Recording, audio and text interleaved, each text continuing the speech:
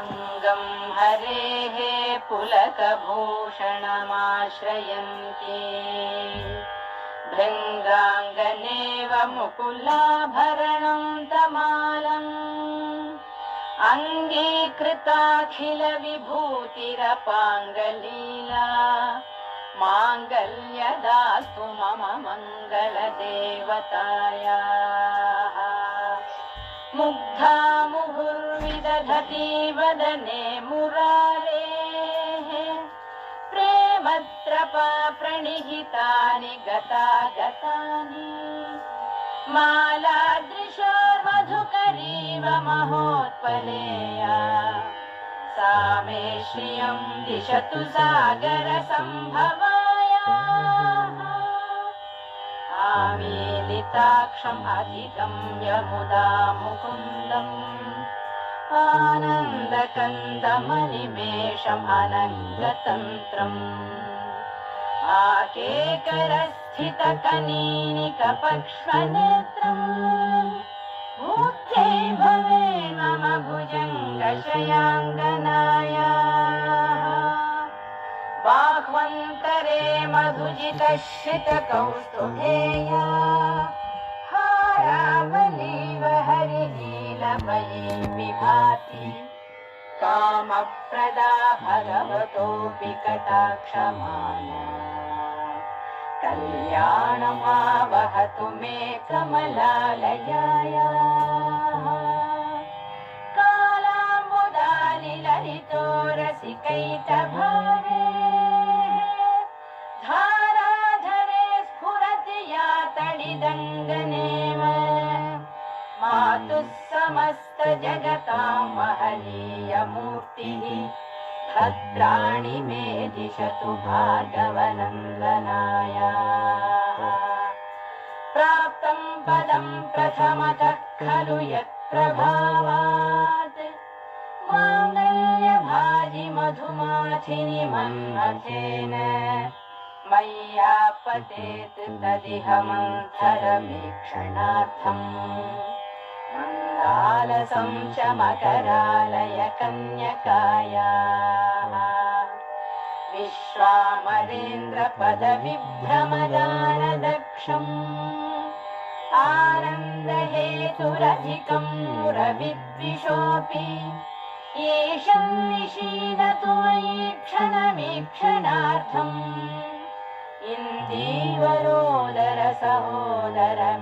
इन्दीवरोदरसहोदरमिन्दिरायाः इष्टाविशिष्टमतयोऽपि ययातयाग्रदृष्ट्या त्रिविष्टपपदं सुलभं लभन्ते दृष्टिः प्रहृष्टकमलोदरदीप्तिरिष्टा पुष्टिं कृषिष्ट मम पुष्करविष्टरायाः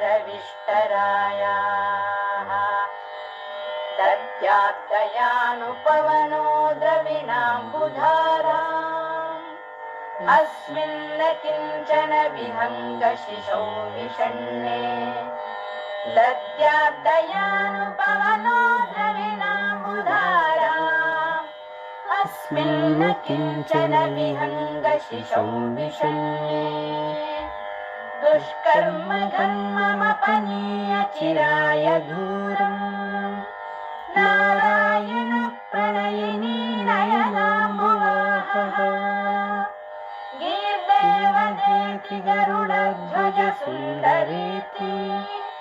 शाकम्भरीति शशिशेखरवल्लभेति सृष्टिस्थितिप्रलयकेलिषु संस्थितायै तस्यै नमस्त्रिभुवनैकगुरोस्तरुण्यै श्रुत्यै नमोऽस्तु शुभकर्मफलप्रसूत्यै रत्यै नमोऽस्तु रमणीयगुणार्णवायै शक्त्यै नमोऽस्तु शतपत्रनिकेतनायै पुष्ट्यै नमोऽस्तु पुरुषोत्तमवल्लभायै नमोऽस्तु नालीकनिवारणायै नमोऽस्तु दुग्धोदधिजन्मभूम्यै नमोऽस्तु सोमामृतसोदरायै नमोऽस्तु नारायण वल्लभाय नमोऽस्तु हेमाम्बुजपीठिकायै नमोऽस्तु भूमण्डलनायिकायै नमोऽस्तु देवादिदयापरायै नमोऽस्तु शार्ङ्गायुधवल्लभायै नमोऽस्तु देवी भृगुनन्दनायै नमोऽस्तु विष्णोरुरसिष्ठितायै नमोऽस्तु लक्ष्मी कमलालयायै नमोऽस्तु दामोदरवल्लभायै नमोऽस्तु कान्ति कमलेक्षणायै नमोऽस्तु बुद्धि भुवन प्रसूत्यै नमोऽस्तु देवादिविरचितायै नमोऽस्तु नन्दात्मजवल्लभायै सम्पत्कराणि सकलेन्द्रियनन्दनानि साम्राज्यदानविभवानि सरोरुहाक्षि त्वद्वन्दनानि दुरितोद्धरणोद्यतानि मामेव मातरनिशं कलयन्तु मान्ये यत्कटाक्षसमुपासनाविधिः सेवकस्य सकलार्थसम्पदः सन्तनोति वचनाङ्गमानसैः त्वां मुरारिहृदयेश्वरीं भजे सरसिजनिलये सरोजहस्ते धवलतमां सुखगन्धमाल्यशोभे भगवति हरिवल्लभे मनोज्ञे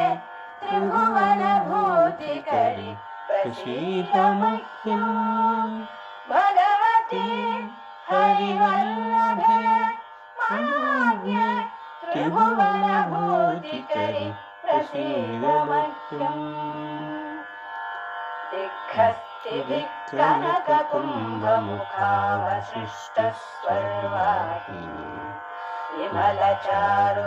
विमलचारुजलप्लुताङ्गी प्रातर्नमामि जगतां जननी अशेषलोकाधिनाथगृहिणी